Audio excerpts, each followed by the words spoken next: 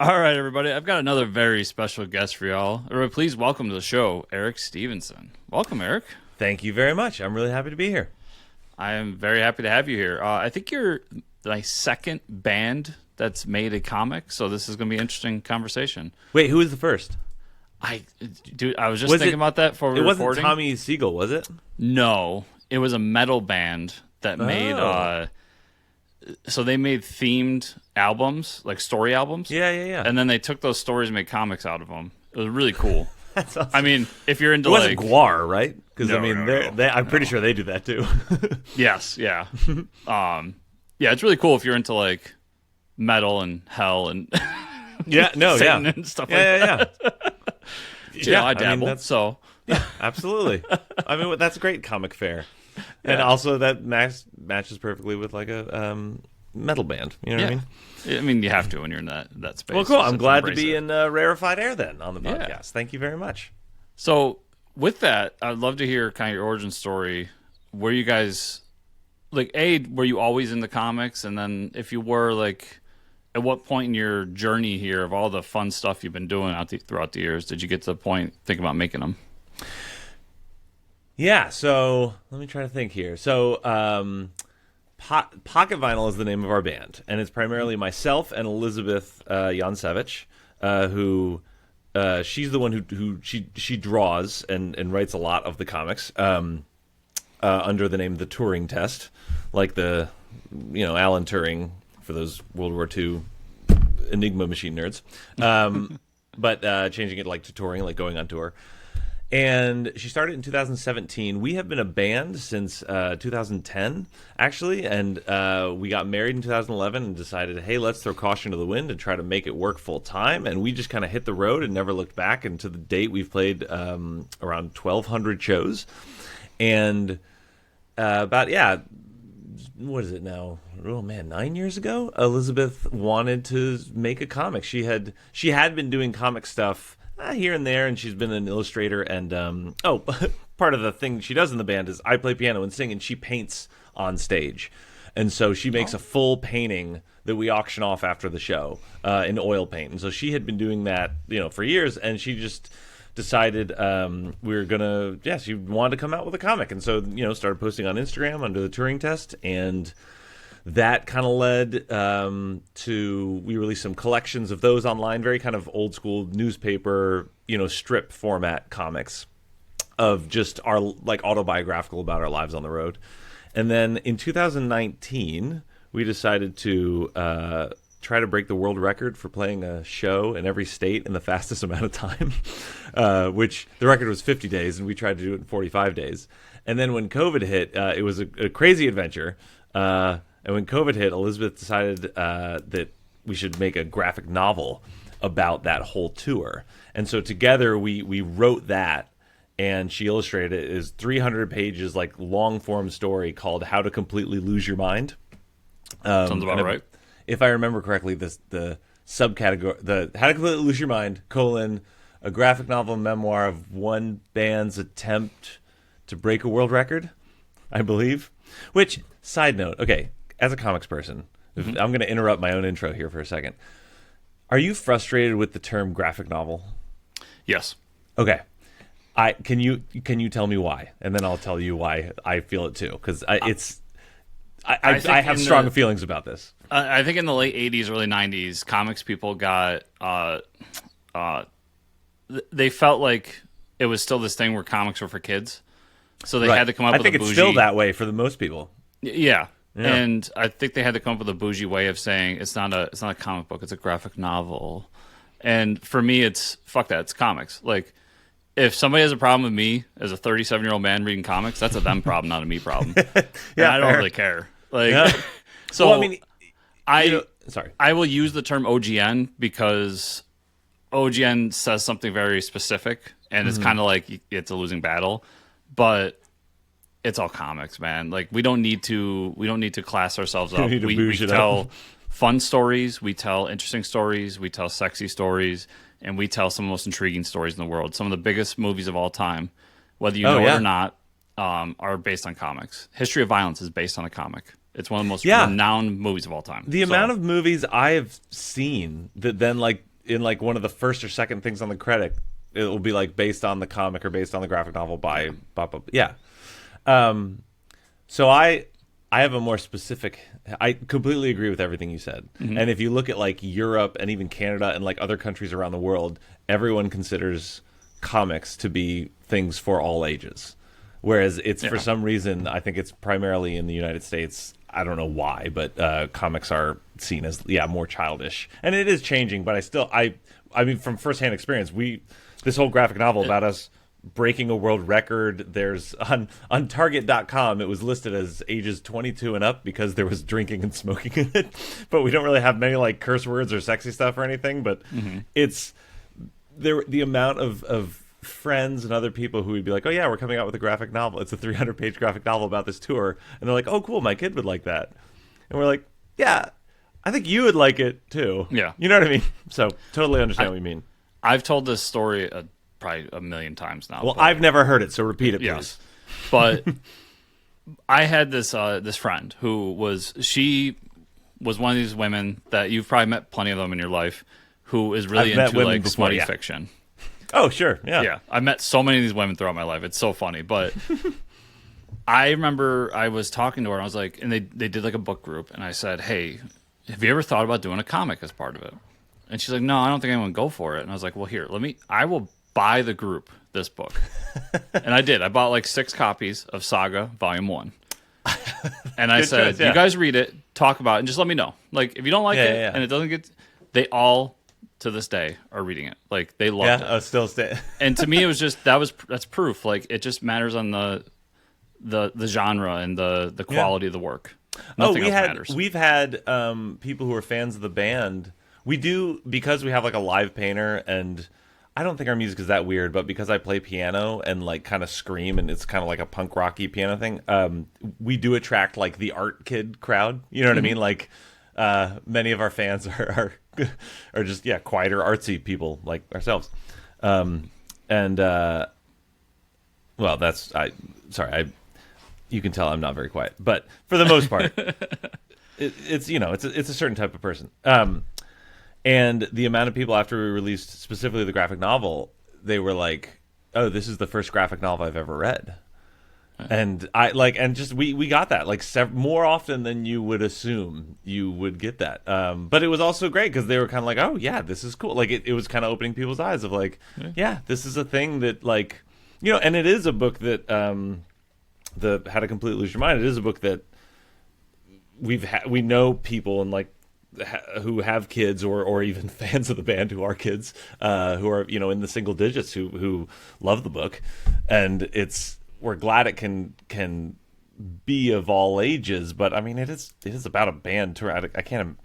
I'm surprised anytime a kid likes the book. It was definitely made for adults, even though it's not like an adult book, which this actually wraps around to my issue with the phrase graphic novel, because in the subtitle of the book we say graphic novel memoir, because we realized if you say graphic memoir, then it sounds like a porn star autobiography. You know what I mean? Yep. But graphic novel, the word novel implies fiction. And so there's no word to like the graphic novel memoir just feels dumb. And there's like no quite phrase specifically for what it is, which this was actually an issue we had just even trying to sell the book to a publisher, because the publishers were coming back and they're like, this looks great, but we don't know how to sell this, because most graphic novel memoirs or like memoirs in the graphic novel area are, as I'm sure you know, like about like the war in Iran, or like my dad has cancer, or like really heavy stuff. And ours is kind of like, it gets into like mental health issues, but it's more of like a road trip buddy comedy thing in a way. And like our band, it didn't fit cleanly into a thing, and so we were having trouble like finding any publishers or record labels or anything. They want a pipeline that you can easily fit into, that you can make money. You know what I mean? But it's that also very same thing that people who have read the comic are love it. I mean, last I checked, I believe there's like maybe like 90, maybe a little over 100 reviews on Amazon, and it's a 5.0 stars of people who've read it. So for being like a small published graphic novel, I feel pretty proud. It's like, yeah, pretty much everyone who's read it is kind of on board for what it is. So it's just I was looking up because a friend of ours on the show, Richard Fairgray, did a memoir called Octopus, which I highly recommend anyone out there. Definitely be above 18 to read it. But so I was wondering what he put it down at, and he put graphic memoir. Oh, but I will say, there's a lot of sexual content in there, so it kind of fits. But I was trying to think of what he wrote it as, because his was a memoir too. Right. I recently read the newest Alison Bechdel book called Spent, and on the cover of that, she writes a comic novel, which I actually thought was a good, and it reads like a memoir, like she's a character in it, but it is fiction. But the phrase "a comic novel" I thought is great, and then I thought, oh, we should have just called it a comic memoir. I think that would have gotten the point across rather than graphic novel. You know what I mean? Yeah. Because I agree with you that I think the we need to, like, the word comic needs to, like, we need to lift that up from the kiddie pool section of like our vernacular as a culture. And I just personally hate the and this is every fandom across the board, but Sure. I hate when we draw lines, because there's this whole thing now about manga versus comics. It's like, oh, really? It's fucking comics, I guys. To admit, I'm not in, yeah, it's all comics. It's just where it's made. What's the gripe between those two things? Like, it's two genres in my mind, or mediums even. I don't even think it's two mediums. I think it's one and the same. It's just two different countries making it, and not even. It's basically Japan makes manga, and you can probably throw Korea in there and some of the just Asian countries in general. Sure. I always think of manga, you have to read the other way. Yeah, because it's mostly made in Asian countries where they read in that direction. Yeah. And then comics are kind of more Western. So you think, Europe, UK, America, Canada. Right, but is it just the words people are having issue over? You know what it really is, Eric, is from what I'm noticing as, now slowly turning into an old man. Yelling at clouds. We all are, buddy. Hey, just embrace it. Every age has pros and cons. You know what I mean? I think it's mostly younger people that they found their own thing away from our thing. Sure. And now they have to draw a line. Yeah, and for me, it's like, and then the old generation, and I'm not just gonna blame the young generation. I'm not gonna be that guy. The older generation, my generation, I've met plenty of people who are like, I'm not reading manga. I'm like, guys. Some of this stuff is the best comics you'll ever read. Yeah. Hands down. Right. So you're just shutting yourself out from great media, is what you're doing. It's stubbornness on. Is it a bit like? Is it the manga fans think that calling it comics makes it lower, or something? Yes. Or okay. Because what I notice, and this is in our comments, and when we put out. Little clips and everything. Yeah. And whenever manga versus comics comes up, and it comes up all the time, all I get in the comments are arguments as to why it doesn't work, and they just bring up the big two. Which, listen, I love the big two. Marvel, DC, that's the shit that got me into here. But that's just a section of a section of comics. Oh, yeah. No, I mean, I come from more... It's funny, because before I met Elizabeth... I grew up like newspaper comics. I grew up small town, Western New York, as we kind of were talking about before we started recording. The newspapers were like the only comics I kind of had. So like to me, it was like Peanuts, Calvin and Hobbes, Garfield, Far Side. Like all those were sort of my introduction to comics, and then getting the books of those. But I didn't have anyone in my small town who was into the superhero comics. I loved, though, like Batman animated series, because I grew up in the 90s. And, like Batman animated series, the X-Men, Spider-Man, like all those like classic 90s cartoons were like, I wish someone introduced me to that like wing of comics. But there was just, I don't know, there was just no one who did, and there were no shops nearby. You said you live near Rochester, and I like an hour away. Rochester was like the closest comic shops that had anything. And it really wasn't until I met Elizabeth, and she kind of knew and understood the world of like indie comics. Yeah. And I believe it was, and I know this is like it's hardly even an indie comic anymore, but like when we got together, she had Mouse, the World War II, and I read that, and I was like, oh my gosh. With this, and then like shortly after that, around the time, have you read Chew? on Image. I love Chew. I need to like, finish Chew, to be honest. Oh, dude, but Chew is great. I was satisfied with that whole arc. I thought it was great, but that was like maybe 15, 20 issues in when we got together.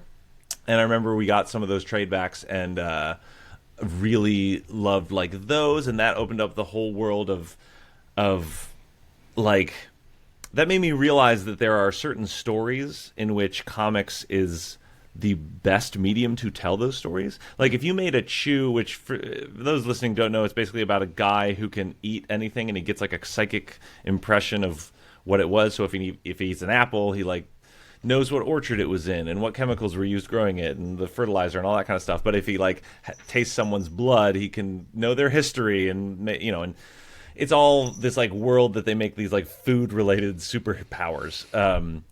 And I know there's talk throughout the years. I've seen things of like making it a show or a movie or something, and I think it just won't be as good as the comic. I think that story, that world he created, the comic is the absolute best medium to tell that story. And I remember like thinking that and realizing that specifically with that one.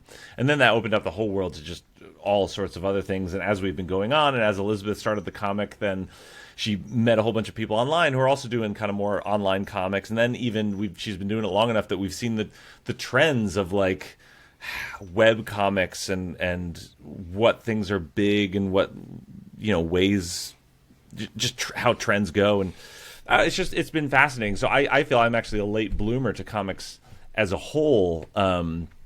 And to this day, to be honest, too, the superhero comics intimidate me a little bit. I've dipped my toes in here and there of people who've recommended like runs of this or that person, but it's with nearly 100 years of backlog for some of these, it can be intimidating of where to start. I think it's great for me. I've always had a community to talk about. So and I had like kind of the quote unquote adventurous spirit of just jumping in.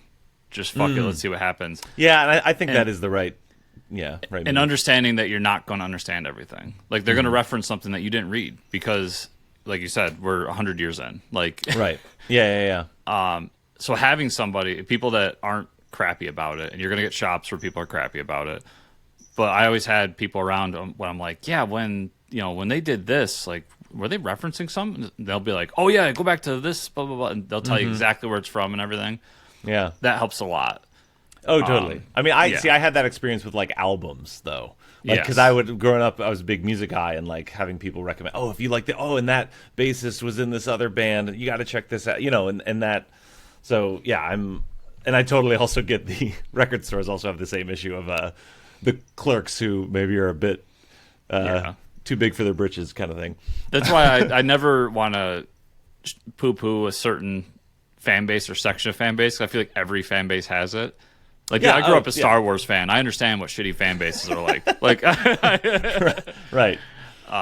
That's actually right now. This isn't a comic. Well, there's one. But do you know Brandon Sanderson, the author? So yes, yeah.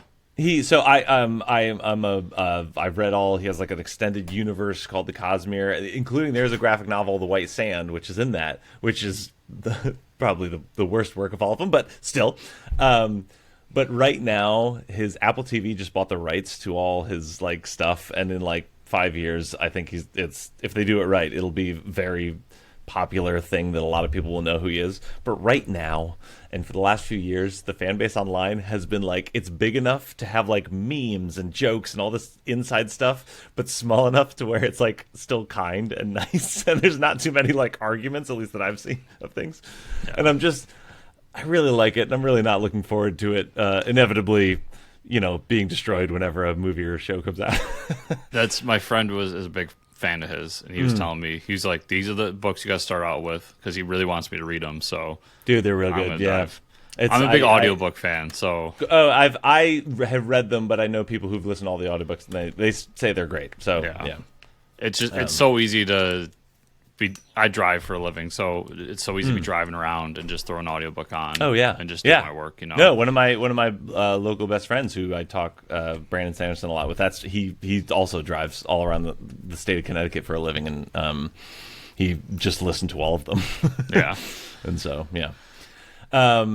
Anyway, all that to say, yeah, we need to maybe comic memoir is the way to go. I like that. Yeah. I like that a lot more. Yeah, because I'm trying to own that word. I really am. Like it's comics, people. Comics? Comics. Yeah, no, I agree. I think it's like I said again when we released the graphic novel, we had some friends nearby and they had a 7-year-old and they're like, "Oh, cool, my kid would like this," and it's just like, yeah, it's not a kid's book. But I also get it because if you do look at the numbers, like middle school and elementary school that's the number one like graphic novel purchasers, and we've had like people, there is the superhero stuff, but like it is mostly kids who are reading them in the United States still.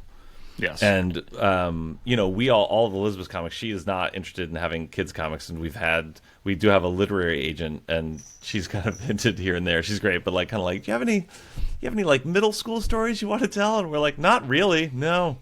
Right now we have this story of like we call it a theological sci-fi rom-com about these like angels that they keep making these two people relive the same day over and over again to try to make them not meet, and it's kind of like Groundhog's Day meets The Good Place type of thing. And she was just like, I don't know how to sell this. Who is this for? And I'm like, it's for people who like good stories that are kind of weird and stuff. And I'm sure we'll find its audience whenever it comes out. Yeah, you make the thing you like, you'll find people that like it too. Yeah, absolutely. Yeah. But no, it's funny because they say there's so many different subsections of the comics world, and like I think you'll see Marvel and DC, they both do YA books. One of the biggest publishers in the world right now is actually Paper Cuts, which is actually a subdivision of a comics company called Mad Cave Studios. Nobody knows who Paper Cuts is. Yeah. So what does Paper Cuts do? They do all ages books. That's all they do. And they have the licenses for the Smurfs and all these random IPs, and they're huge.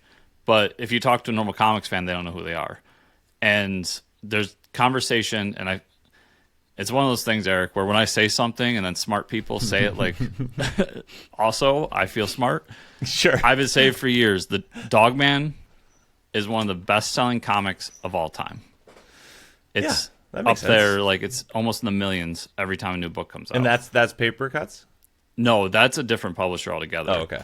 But that generation that came up with Dogman is now old enough where they have money and they have a job. Yeah. And we're seeing a little boom in our industry. I mean, you don't think a part of that is Dogman? Yeah, no, I completely agree with you. I mean, that actually, we went to the convention Mice a year or two ago. It's the Massachusetts Independent Comics Exposition. Okay. We weren't showing there, but we just kind of went to it, and there was this panel that was a little discouraging because they were talking about like, oh yeah, well it was about how to sell your graphic novel, and it was an artist who did some like middle school kind of YA stuff, and then a literary agent, and they were just saying like pretty much the whole thing was like, yeah, do something for younger kids, like that's where the money is right now. And then there was like some questions, and someone asked like what if our idea doesn't fit, like it's like an adult idea, or just one for adults, not that it's like an adult like sexy or whatever, but like just a comic for adults. And she did say, she was like, well, it is small, but it also is like without a doubt the fastest growing market if you look at the thing. And this is like 2 or 3 years ago, and I think that's all. I mean, I'm sure it's only increased, and it's only been more obvious, at least with our limited experience of people just. And I think you're right. I hadn't thought about it in that way of like people growing up with Dogman or other stuff now coming into having money. But I think that's likely a direct result of that. Here's why I think that's bad advice. And mind you, I'm just a dude in his house podcasting. So no, look, I think it's bad advice too. And I'm just a dude with a low selling graphic novel that everyone loves who's read it. So you're aware of The Walking Dead, right? Oh yeah, I've read them all. Walking Dead was almost canceled. Oh really? Sales were so bad that they almost canceled it. But Kirkman stuck through and said, no, I believe in this, and pushed it. Yeah. And that's one of the biggest IPs in the world. Yeah. I think people's attention and IPs are cyclical, where like trying trying to think. At that time, zombies were hot. Everybody wanted a zombie book. Everybody's trying to put out a zombie book. But if you didn't have a zombie story you wanted to tell, I mean, you were just another crappy zombie book amongst a slew of zombie books. Where if you had a vampire story that you were really passionate about, well, put it out. Because you know what? How many years later and into now, vampires are hot. Mm-hmm. And then people are going back and being like, oh, I heard this is really good. And like, vampires are really cool right now. And you're getting a new fan base. I just think you got to do what you're passionate about and what you believe in. And it might not hit right here and now. Just like The Walking Dead didn't hit right then and now. Yeah. But eventually the fan base will catch up. And people will go back. It's a little different when it comes to mainstream comics. Marvel and DC don't have that like ability. But if you're just making your own thing, I don't see why you'd want to pencil it into an industry that you're not passionate about. Yeah. Or you know. Yeah. A story. No, I completely agree. It's. I mean, that's like I said, Elizabeth and I, our band, we call it Piano Slam Rock with a live painter. We're not the first band to have a live painter, but they're not common, and there's not exactly I don't know. It just, again, our music could easily just fit under like indie rock or whatever umbrella, but it's just weird enough that when we've spoken with people in power, they're like, I don't know how to do this. I don't know how to sell this. I don't know what Spotify playlist it's supposed to be in. I don't know how to what's the pipeline. And yet it's been our full-time job. It's a meek financially, but enough to where we've been able to make it work for the two of us for nearly 15 years. And that's because we like believed in it, and then we've been able to like find random people who somehow come in contact with what we're doing to who really believe in it. And I mean, even last night there was someone who we played a show, and there was someone who came up and mentioned a song we released in 2011 that they really loved, that I hardly ever hear anyone talk about that song, but that was kind of waiting for them, and then they clicked with it. And even the things that we've done, because we've released a bunch of albums. Like I said, we have some self-published comic books. We have that graphic novel. We have the upcoming Pilgrim book that I kind of mentioned, but like we realized pretty quickly that if you do something because you think it'll strike, chances are if it doesn't strike, you'll feel like it was a waste of your time. But if you do something that you love and are passionate about, if it doesn't hit, you're still thankful you did that thing. Yeah. And thankfully, the things we want to do at least have enough public appeal to people that we're able to find a bit of a fan base. If your thing is something that's like really weird and out there, I'm not. Who knows? But maybe you could find an audience with things. But the thing is even if you can't, you'll be glad you did it because you needed to express yourself. And especially in a world where, like, with the podcasting manosphere and all sorts of like things are promoting, like, try to make money out of every single interaction you have and be constantly streaming and posting. And if you want to talk with your friends, make sure you record it so you can sell ads. And like, they're trying to literally make every single aspect of your life a way to make money. It's so easy to forget that the entire point of any art is just to connect to another human being, and just that the artist goes, hey, I feel this way, do you feel this way? And then the audience hopefully will say, yeah, I feel this way too. And then you see each other as people, and there's no amount of money that can really be put on that feeling. And so we definitely try to run a thing of like, whatever we're making, we want it to be something that, on our deathbeds, we're like, yeah, I'm really glad I did that. Yeah, exactly. And thankfully, for the most part, there have been a few things that we tried to do out of getting a fan base, or like because we thought it would hit, and I really don't care for any of that stuff. So I gotta ask, because you're the first musician I've talked to that's done this, and I'm so curious about it. Okay. I'm a little bit too young for cassette tapes, but I've noticed, because I grew up in the punk scene, skateboard and listening to all the 90s punk rock and everything. And I was just on the curve of it. I got like one or two cassettes before I started buying CDs. So yeah, like, and I noticed some of these bands, Rancid being one of them, put out like for one of their anniversaries the cassette of that album. Yeah, and I'm like, really, cassette? Like vinyl, I kind of get. I'm not a vinyl guy, but I kind of understand that. Sure, yeah. Like there's Yeah. a whole ritual to it that makes Absolutely. it a thing. I mean, the artwork, the bigness, that it feels like music is a physical thing, which is valuable. You know what I mean? Yeah. You actually have to sit down, put the needle on. There's a whole like Zen moment to it, even if it's not for me. Cassettes, They feel like child's play things. They're all chunky and weird, and and they never sound great. Yes. But do you get a lot of people that are like buying the cassette? Like, is it a nostalgia thing or is it a music thing? So yeah, we have right now 2 releases on cassettes, and no, we don't sell them all that often. But when we do, the people who love them are like awesome. Like they will buy a cassette because we have cassettes. Not necessarily because they like really. I mean, I'm sure they love the band enough to want to buy a cassette, but like just having a cassette is enough to where they're like, "Oh, awesome, this is great." And that is, kind of that connection I was talking about a little bit of. It's kind of worth that. Same with, by the way, most bands have shirts small through 2XL, and we noticed that we always carry 3 and 4XL. Because if there is someone who wears those big shirts, not a lot of places carry them, and especially not a lot of bands have them. And so they're always like, "Oh my gosh, you have shirts in my size. This is and they're so thankful." And like that's what we want to chase. You know what I mean? Like that, because that's that human connection and just that like, yeah, cool. And then hopefully they're more inclined to be like, "Oh man, that band was awesome. Yeah, they had this sweet shirt." And then hopefully listen and come to another show and stay with you for a while. Yeah.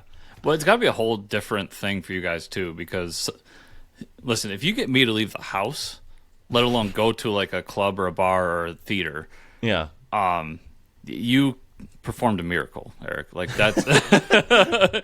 So it's a whole nother thing when people actually have to leave their house to go to interact with you at a live show. So I could see, making them go home happy has got to be really important.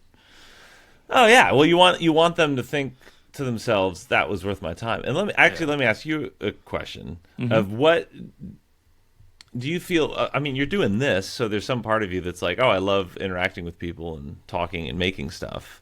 But like, what do you feel keeps you home? I mean, do you have kids? No. Or do you have? Okay, so what is is it a social anxiety? Is it like, I don't know, money issue? Not to pry too much, but I mean, what's the? It's listen. I go out to cons and stuff. Like, it's not like I'm a shut-in, but no. I understand exactly what you mean. And I'm sure everyone listening does too. But it's social anxiety. Like when you're when I'm in a large group and I'm not super familiar with the people there. It's this that you're seeing right now, Eric. It shuts down. It just, I end up in a corner doing nothing, or just like trying to be in my own space, and then I just want to go home. I just want to be out of there at that point. That's what it is for me. Yeah. Do you often regret it? Like if you're like, oh, there's a thing, and you're like, oh, I kind of don't want to, but like I'll go do it. Like, do you regret going out, or are you kind of always happy that you did? Do I regret going out? I don't know. Just like, right. Okay. Well, that's good to hear. Yeah. So I'm definitely, especially with musicians and stuff, I'm much more extroverted, and I'm okay with like talking and joking and whatever. And I'm sure you've already picked up on that. But I do, when we're on tour and everything, like when we're home, I kind of like to be a bit of a homebody sometimes. Yeah. But I realize that. And Elizabeth would be more the one of like, hey, I found this cool event. Let's go do this thing. Oh, hey, there's this free, like, there's a park that has all these roses. Let's go see. They're all going right. Like, just finds cool things to do. And there's a part of me that's like, no, I just want to stay home. It's like safe, and here I am. But I found that every time I go out, I always have a good time. So I learned that voice in my head is lying to me. It's some sort of I go through therapy and do things and do a lot of part therapy where it's like it's a part of myself that I developed at some age as a protective thing, but now it doesn't really help me anymore. But it still triggers because it thinks it's protecting me. But every time I go out, whether it's to a show, whether it's to see friends, whether it's even just to, I don't know, go on a date to a restaurant or a movie or something, I never have regretted going out. And so I always try to like pay attention to that when I'm feeling that way and just go, if we just get out the door, I know I will have a good time. Yeah. And it can be hard to get there sometimes. And there are some times where I can't actually get there, but like for the most part I do. And when I realized that about myself, I found it actually pretty life-changing. Yeah, I find me and the missus, we'll go out to eat every so often, and we'll go when it gets nice out here in New York. We'll go hiking. We'll do stuff like that. Yeah, I'll go to cons, but on the normal day-to-day life, it's like we both work anywhere from 40 to 60 hours a week at our day jobs. Yeah, I mean that's admittedly that's tough too. And that's a lot of people. Yeah. Like, yeah. No, absolutely. I mean, you're completely right. So there is a lot of just. There's honestly weekends where, obviously after work and everything, where it's just stay home. Like, let's just relax and get like unwind from the day, from the week or whatever. Yeah. Oh, and you yeah, need yeah. that too. Absolutely. I think this is only we can all answer it for ourselves, but I sometimes worry that like people, you ever like tired, you get home from work and then you're like, oh, and you sit on the couch or whatever, and you just get on your phone and you're like there for like an hour, but then afterwards you don't really feel any rested. Yeah. I fear that, and I think I do this sometimes too, where it's like I think I'm just like, okay, I just need to unwind and do something, but whatever I'm doing isn't actually unwinding or doing something. And if I went on a hike, if I went and hung out with some friends, if I went and did something, that actually would be better for me. Mm-hmm. And I don't mean to say this, I really don't mean to like argue with you about your lifestyle or anything. I just I wanted to make sure that was clear. But it's I don't know. I've found that if I can just get myself out the door, which it is tough, but I always have a good time, and it's always but anyway, going back to even like what you're saying, it's like I do know how that feels, to an extent of wanting to stay home. And so if someone does come out, or if someone gets a sitter, or even there have been times, there was one time someone took a plane from Texas to Denver, Colorado to see us.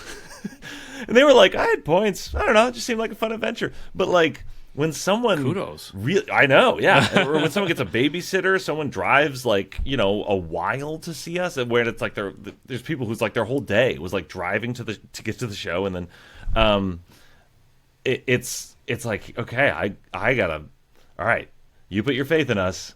Now I'm gonna try to make sure this is like the best possible night for you, that like of the best possible of what seeing pocket vinyl could be. You know what I mean? And whether, often sometimes they're comic fans that have not even heard our music, that they'll come to a show because they, love the comic arm of things. We actually made like a documentary movie called Drive, Play, Sleep. It's on YouTube, just about small touring bands and stuff. And there's like a certain arm of people that just randomly see that through their algorithm and then like come to a show. Those guys are funny. They tend to be older gentlemen who used to be in bands and want to like talk shop with me about the good old days, but they also have like a lot of money, so they'll like buy a bunch of albums and shirts and stuff. And then it's just we want to make sure that people have, I don't know, a good time, especially for something that like, we don't have a light show. We're often, it's like whatever the venue is, we're sort of at the mercy of their sound system and their, even sometimes it's just at a person's house that we'll play a show. We're actually going to be playing a show, a house show in Rochester in June. Okay. And so if you can bring yourself to, I'd more than invite you up there. We haven't announced them online soon, but the dates will be up sometime soon. But but we like, it's often all these things. There's so many factors that go into a show if you're going to see like a big show that we don't have, like, like staging, lighting, all that kind of stuff. And so to try to make something worthwhile. And usually we attack that through trying to make something that's really intimate and really personable and really like, hey, we're here and you're one of, anywhere from 5 to 30 people who are experiencing this. And we all need to understand that and not get lost in that fact that this is a special little thing that only us small people are experiencing. You know what I mean? And that, I think, that unique thing is something that can't be replicated by, I don't know. Like, I hope we have a lot of success, but I'm actually going to kind of I think I'm going to miss this if we ever get to that, like bigger tier of if we're pulling in like 200 or 300 people to a normal rock venue. I'm definitely going to be missing like the small shows that I don't know that we're going to be able to do now. You know what I mean? Yeah, they always say like the moments where you're struggling are the moments you're gonna look back on Oh, as like yeah. the good old days. Oh yeah. No, we try to be very conscious of that. Like I mean, it's when we tour, it's just me and Elizabeth in a Subaru Outback with all our stuff. And if we ever got to the point where we're in a van or even like a bus or some bigger thing, there's a part of me that's like, I know I'm gonna miss this. I hate sleeping in this car. I hate trying to find a place. I wish we had more money. I wish we had all this stuff, but I'm really gonna miss this someday. And I know that. So you guys, like, when you do a show, you run your own merch stand and everything? Do you have anything that goes with you that does that? No, we just, we have a little cup for any cash. We have QR codes for anyone who's paying with digital stuff, and then they can come see us if we can take credit card. But, dude, we're pretty trusting when it comes to things. It's people, as far as we've noticed, no one's, well, there was one time someone sold $20, we think, out of our, like, tip jar thing, but besides that was one time out of almost 1,200 shows. Like most people, they get it. Okay, grab what you want, pay for it, and take it. No, and that's another level of like intimacy and trust that I think we kind of build with people. That it's subtle, but it adds to the whole thing. You know what I mean? Definitely. And so when you're setting up that table now, you guys have all these comics that you have out with it.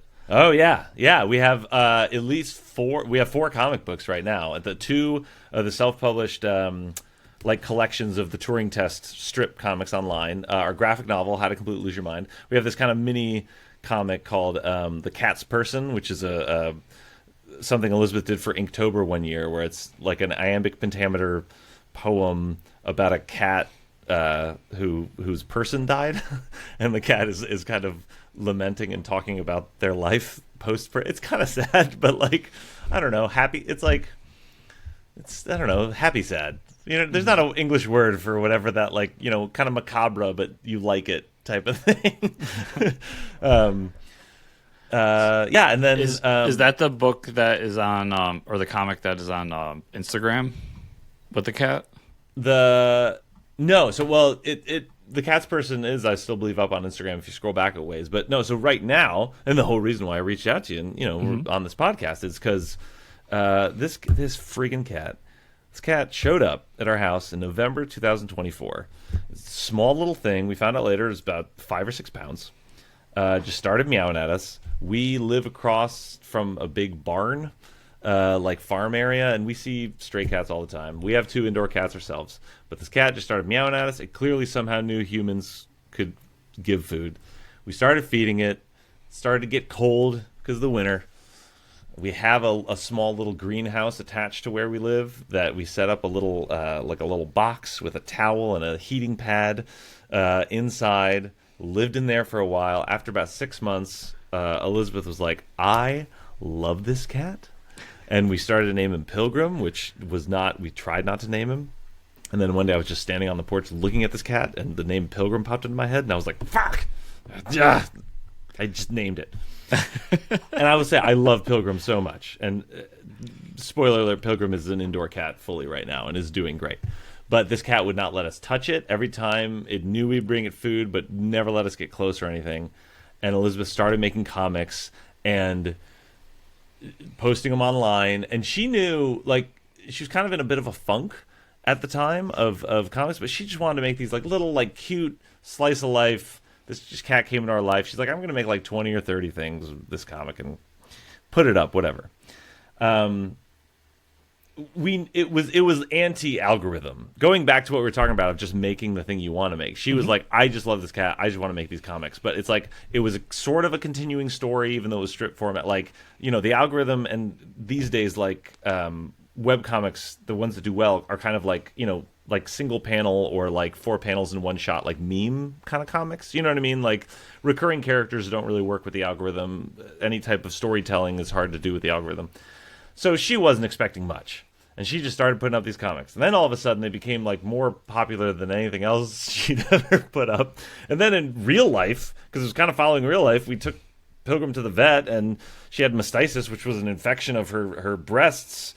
because she had breast milk, and apparently she'd given kittens at one point. We didn't know that. Like I said, she was 5 or 6 pounds. This was a tiny little thing. She never looked pregnant to us, but the vet who was fixing her was like, "Where are those kittens?" And we're like, "I don't know."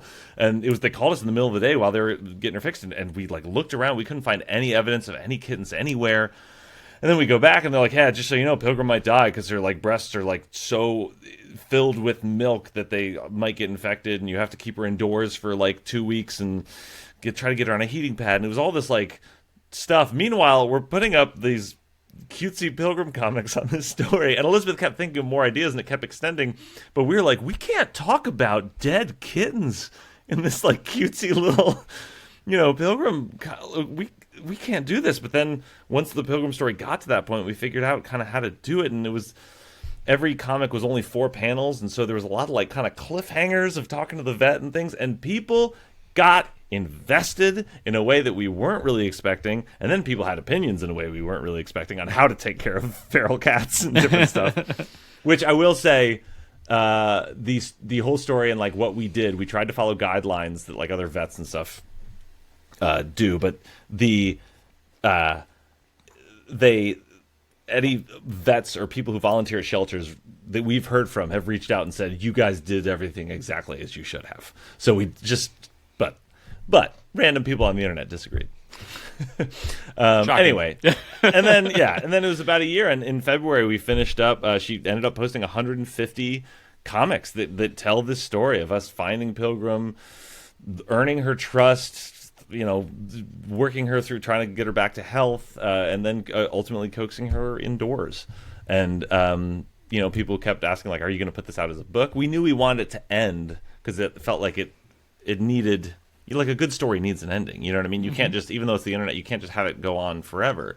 And so we wanted at least to end like that first chapter. And then we were looking around. Our literary agent pitched to a few places. We didn't get any good bites that we were happy with, and so we're like, we're going to throw it up on Kickstarter. And this whole thing felt like a community comic that people found online and really connected to, and we're sharing. They're also in the comments are filled with people sharing about their own cats and their own pilgrims that they started saying, which I love, like of a stray cat that found them.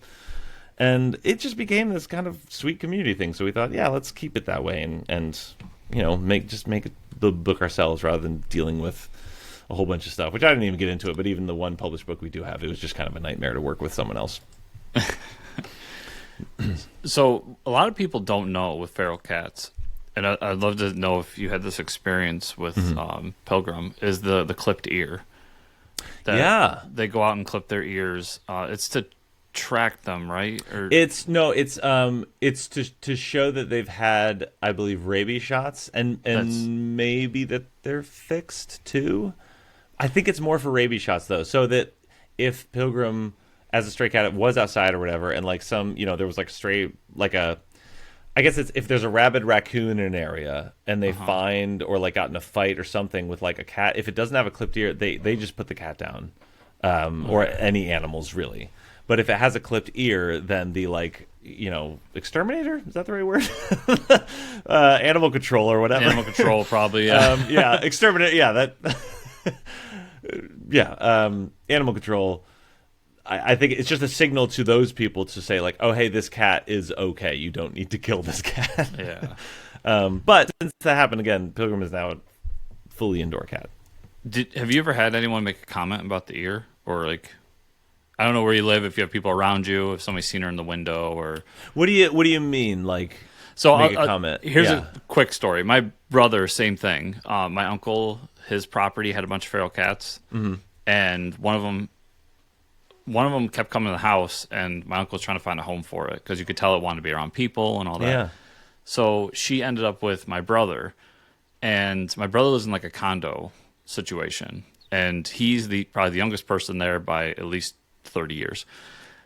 He had not animal control, but whatever the department that checks on abused animals is, come to his door because somebody called in that he was abusing his cat. Because they saw it at the window with a clipped ear. Yeah. Oh, what? No. Yeah. Why? You're not abusing it. Like it should have been outdoors? No, that it was. They thought that he cut their ear or something. Oh, Yeah. Okay, yeah. And I was thinking that makes me think No. a lot of people don't understand the whole feral cat thing, that they clip their ears for a reason.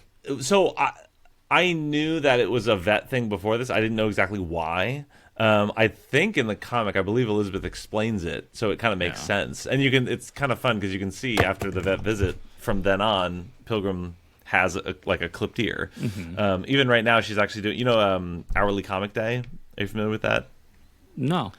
It happens every February, where basically a bunch of comic artists will just do like hourly comics. It's like a panel of like each hour of their day. Okay. And sometimes like people do it like as the day is happening. Sometimes people there's like I think it's February 8th. People will post it within like a week or two afterwards after illustrating every hour or whatever. But right now, Elizabeth, every couple days, she's posting a different hour of Pilgrim's Hourly Comic Day. And, she has the clipped ear the whole time. And I never thought about that as being a thing. I do believe it used to be, like now it's like a clipped straight line. Oh, did the guy just jump over the camera there? Here's my little 5-pound monster. Oh, look at it. Oh, I love the like gold on the face. Yeah. Oh, what's their name? So her name is Ahsoka. Ahsoka. Yeah. So as a kid, I named all my pets after Star Wars characters because I'm a Star Wars fan. Yeah. And it just stuck. Like, oh yeah. My last cat was So actually, when I got her, my last cat's name was Greedo, and he was a tiger Great cat, name. big tiger cat, and he got hit by a car, and I had to put him down. And we've had to do that in the past too. I understand, man. That sucks. One of the roughest weeks of my life. Yeah. And because he was the first pet I got on my own. Like he was mine. It wasn't my parents got it for me or something like that. Yeah. Anyways, me and my girlfriend were out, and I was donating a bunch of his stuff to the local shelter because I wanted the stuff out of the house. Yeah. And we walked into the shelter. And the same exact cage that Greedo was in, this little girl was in. And I've always wanted a tortie. And I was talking to people there, and she was a little bit over a year old. Yeah. She came in, now mind you, she's tiny. Mm-hmm. She came in 2 pounds underweight, which is probably a little bit more than half of her weight altogether. Missing hair, flea-ridden, and obviously abused. Yeah. So some piece of shit was not treating her right. Yeah. Jeez. And actually, to this day, if I wear work boots for work. Whenever I have them on, she will not be in the room with me. So I have a general idea of what happened. Interesting. Yeah, as sad as it is, but she has trauma from. Oh no, absolutely. I mean, Pilgrim still is. If we go too fast towards it, like she'll let us pet her now, but like if we reach too fast, she'll get it's. Yeah. So she'll be at the door when I come home, but as soon as I step in, she runs away because she hears, sees whatever with my boots. But as soon as the boots are off, she runs over and wants pets. Oh. But what sold it for me after meeting her and everything was they were telling me a story, and they said, and she kind of was, nobody's looked at her because she's the runt of the litter. Eric, if you notice, my last name is Runt, so I've always had a soft spot for runts. I didn't think about how it was. I see it on the video thing. I didn't think that was pronounced. Oh. So throughout our lives, we've had pets that were all runts. It was just kind of, it was almost a cosmic thing. Like the litter would always run to us when we go to get a new dog or something. Oh. And so I was like, I have to take her home, and she's been amazing ever since. Man, that does feel like a spiritual energy you put out somehow. It was a rough week trying to get her to trust me. She literally hid under my couch and would not come out. Yeah, but I had to push food under there for a week. Oh, jeez. I literally would come home from work, and I would lay down and push food down into her to get her to eat. Yeah. And she would grab it, and she'd eat it. She would do this. And then one day, I'm just sitting there with my girlfriend watching a movie, and she just walks out with us there. It was the first time she did it. And you can see my girlfriend get all excited. She's like, and I'm just like, just calm down. Yeah, just pretend like, let her explore. Absolutely, yeah. The first time Pilgrim let me pet her, I just remember like, just being like, don't scream. Just let don't move your hand too fast. Just let that's a great moment. But after a week, dude, that's good though. Yeah, you and must now, have really been putting out good energy, because that's like, I mean, that, I don't know, that's really fast, I feel like. yeah, for a now cat to trust you. if I sit down, she's on me. Like, Awesome. That's so awesome. So she's good. great. Yeah. Yeah. Oh, dude, I'm so glad you're And my there first for... female pet too. That was another really? interesting fact. Yeah, it just Interesting. through. I think my dad always got male dogs. And then when I got Greedo, I wanted a tiger cat, and he was the tiger cat that was there, so I got him. Huh. Just out of how things worked over my life. Yeah, she's the first female. Do you feel like there's some sort of difference in vibe, like comparatively, or any more than obviously every pet is its own personality? But do you feel like any part of her personality that's different from your other pets is strictly like a feminine, I don't know, aspect? A little bit, yeah. Yeah. So the missus always jokes that, like, she's like, we can never have a daughter now because I see how you treat her. She's like, Greedo, you threw around and you played with, no problem. But her, it's like, it's your precious little girl. And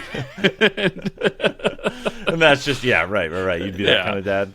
So I'm sure there's something there, but interesting.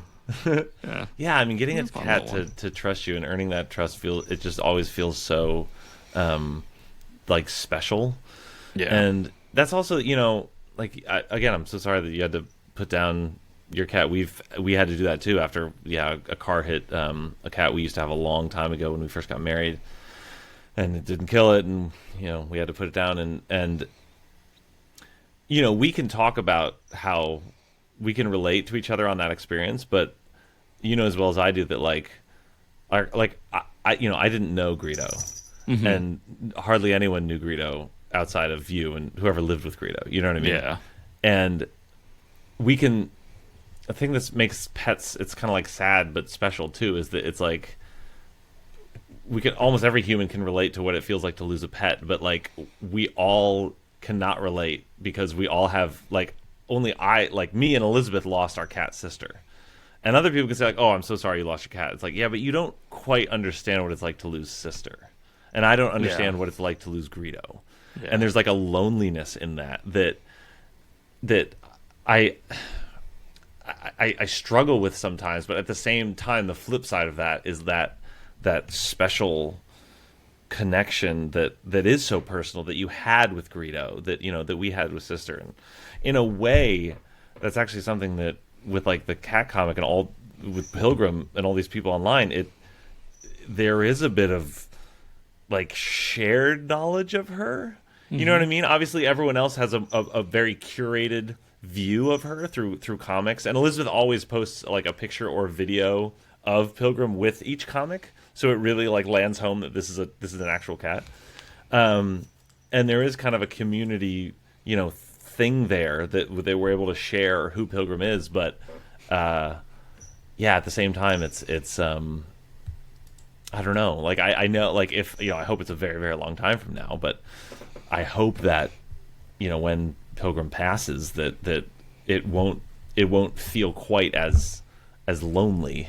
But I don't know. Maybe it will, and because maybe I'll feel like, well, no one else lived with her, and the thing. But I mean, it's one of the just benefits, obviously, of community and that shared both joys and griefs.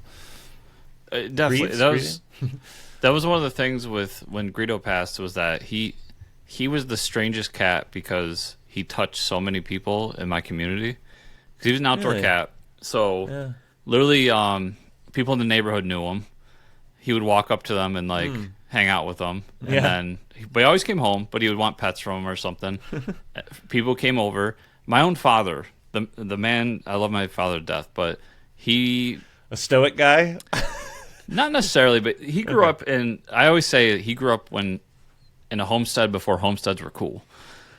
And my grandparents were immigrants, and they came here, and they were poor, and they had no choice but to homestead. So they had cats, but cats had a use. They were a thing like that you had to take care of this thing. So we had cats growing up, but he never connected. It wasn't a pet. It was just they're feed like this livestock thing. To him. Yeah. Kind of, You feed this thing, and he goes out and he kills the mice for me. The dog's the pet. Yeah. That was always the thing.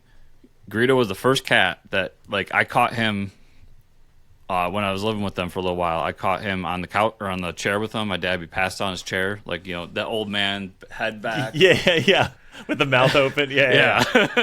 We're all gonna get there one day, buddy. Oh yeah, I'm already there. Don't worry. It's part of the evolution chain of male. But I walk into the room and there he was, Greedo on his lap, and he would walk around with him and pet him and everything. Like he fell for that cat. So like there was a specialness, and when he went, I wasn't grieving alone. And I think you're going to experience that. I mean, I hate to say it because you never want anyone to go through it, but we're all going to go through it. But you're going to experience that when it happens. The people who love this comic are going to have that same grief. It may not be as intense, it may not be the same, but it's there, and you now have a community to share. Well, it with. it's hard to gauge just based on comments and stuff because it's like, I mean, how many times have you posted like a bunch of like laughing emojis or like ha ha ha lol whatever, and like you're just like straight faced and you're like, oh, you find that amusing in your head, but you're not actually emoting, you know what I mean? But then you post something like, I think we all do that kind of thing. Yeah. And so I'm aware of that, and I wonder how earnest I guess some of these things are. But like, I mean, there are some people who, like, when we finished up the comic, I think on the last comic I had like nearly 400, like 350 400 comments, and so many of them were like, hey, it's really been a tough year. Pilgrim was like, I got so excited. There are people like, just it like helped them. Just this tiny comic that I think Elizabeth posted every 2 days was kind of for about a year was like the thing. And if we take that at face value, it's there are people who allowed themselves to get really connected with this little cat who has no idea that it's famous. Like small internet famous, but a certain amount of, a pretty good amount of fame, all things considered, in the cat world, I would assume. And I'm hoping. And again, she's like, based on what the vet said, we think she's like maybe 2 years old, maybe not even. So we are going to take good care of her.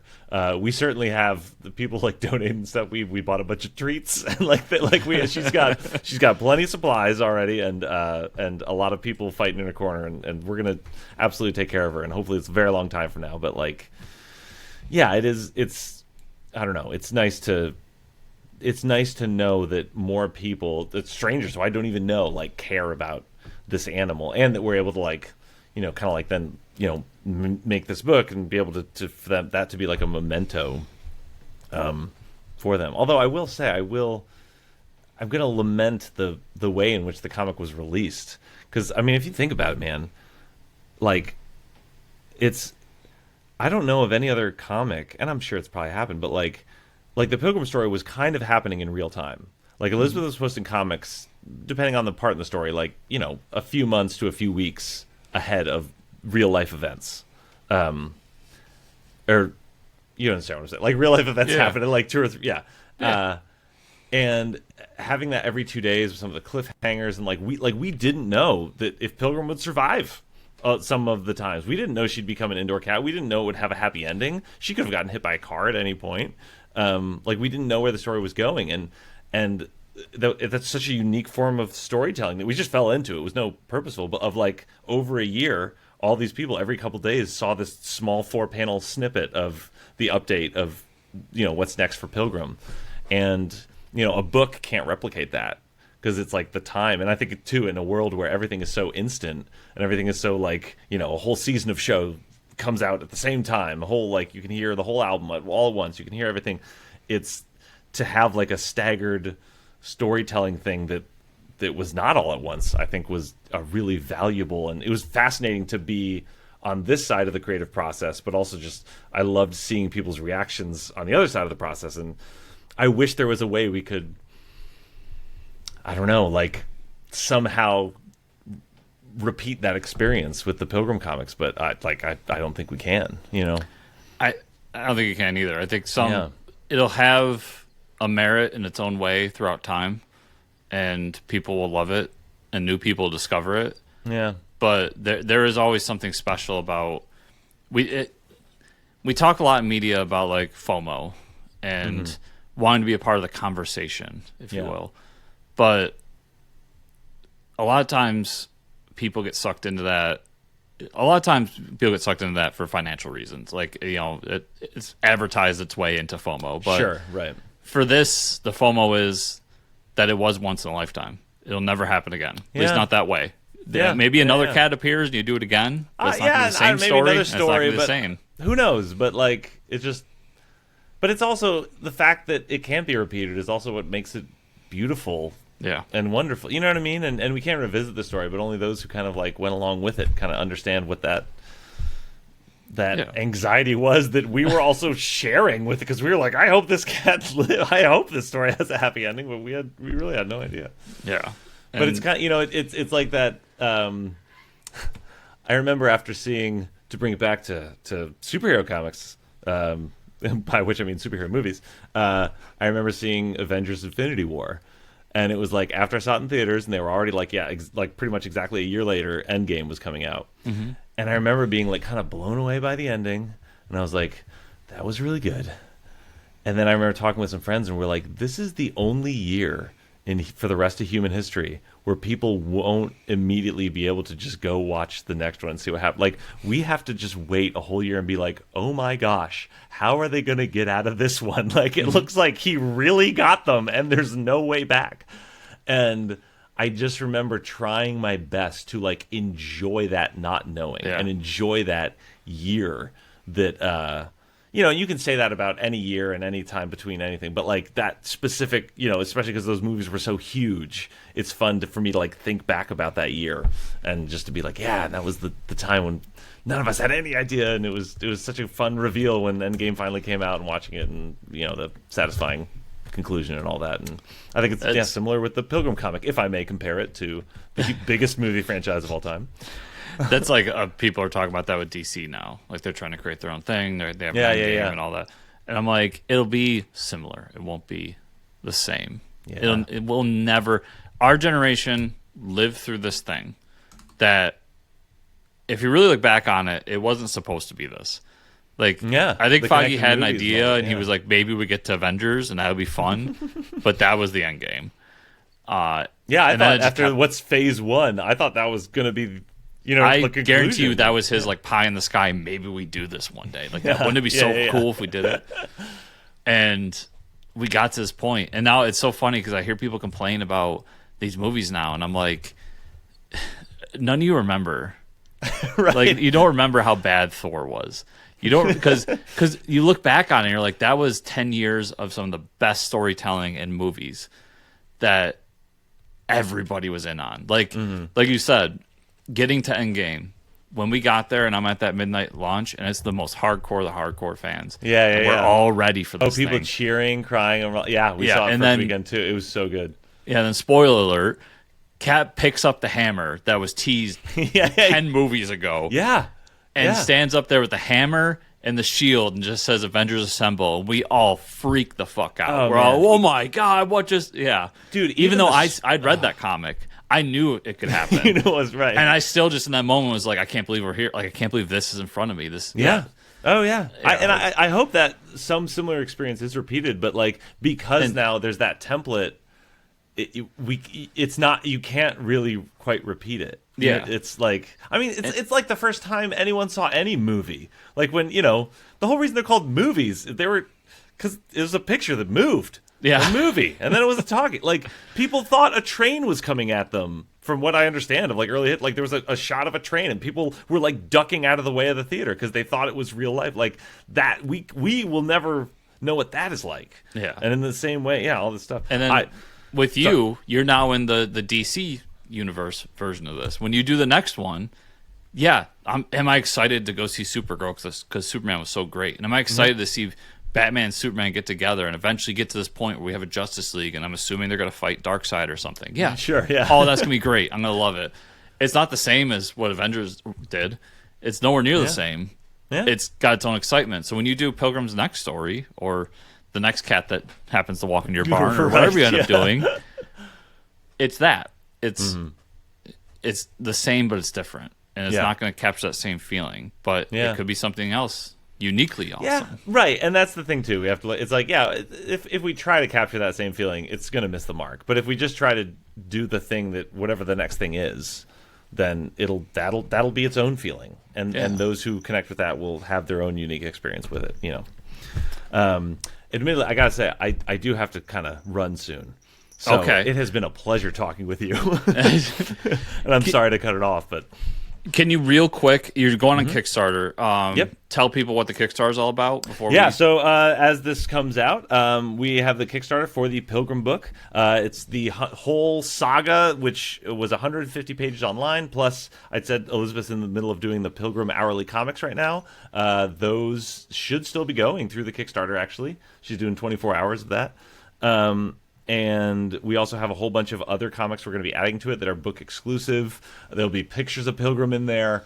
We're doing the whole shebang. We want to make this thing really good and really special. So if any of this conversation, cat comics or anything, you can check it out at just at the Turing Test, all one word. That's on any of the social medias. You can find that at. Or go check out the Kickstarter. If it's you know how to use the internet, you can find it. And if you don't know how to use the internet, you can check the show notes down below because I'll have links to all this stuff. There you go. That's good too. Yeah, so everybody make sure to check all that out. And if you want to taste, I'll even have the link to the Instagram so you can read. Oh yeah, yeah. It's all up there. The whole saga's still up there and everything. And so by all means, go. Yeah. Anyone can go check that out. And if you're a music person, Pocket Vinyl. There is nothing else on the internet called Pocket Vinyl except us. So whatever streaming service you use or whatever, I guarantee you we're there. There you go. So. Check those show notes for all the links. Eric, it's been an absolute pleasure. We definitely have to do it again. Yes. I feel like we could have gone another hour and a half. No, yes. And I'll, I apologize Elizabeth couldn't join today. But I'm sure she'd love to be on too, maybe. So that maybe we'll do a part 2 with her or something sometime. Definitely. We'll have to schedule that. And just best of luck with the campaign. I'm sure you guys are going to kill it. Yeah, I'll try to send you a reminder of that June Rochester show if you can bring yourself to get out. If not, totally understand. But either way, hope we cross paths in real life sometime, man.